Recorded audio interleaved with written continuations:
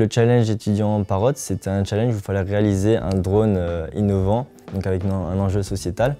Et donc nous, on est parti sur un drone de surveillance industrielle, donc typiquement pour les entreprises industrielles avec des forts risques environnementaux ou technologiques.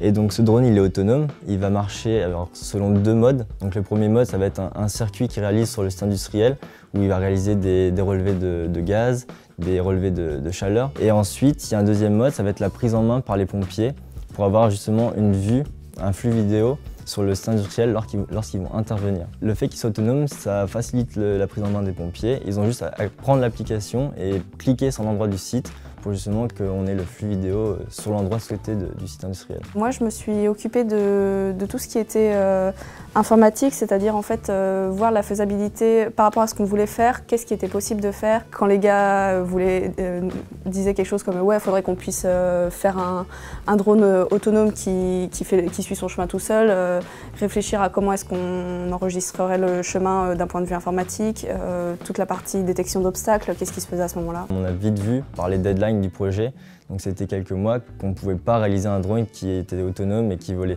Donc on s'est plus axé sur le fait de faire une maquette avec un projet bien défini. On a lancé le prototypage, impression 3D, thermoformage pour avoir une maquette vide mais jolie à présenter à Parrot. Comme on est dans le cas d'un drone qui va être sans doute amené à côtoyer des situations dangereuses, enfin, on partait sur de l'assistance en cas d'incendie ou de fuite de gaz ou ce genre de choses. On a dû partir sur quelque chose de plus, enfin, des pièces facilement remplaçables et qui coûtent pas forcément très cher.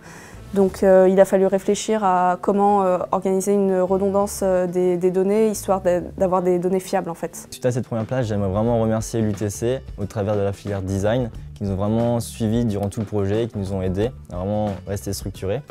Également le Fab Lab pour tout ce qui était prototypage.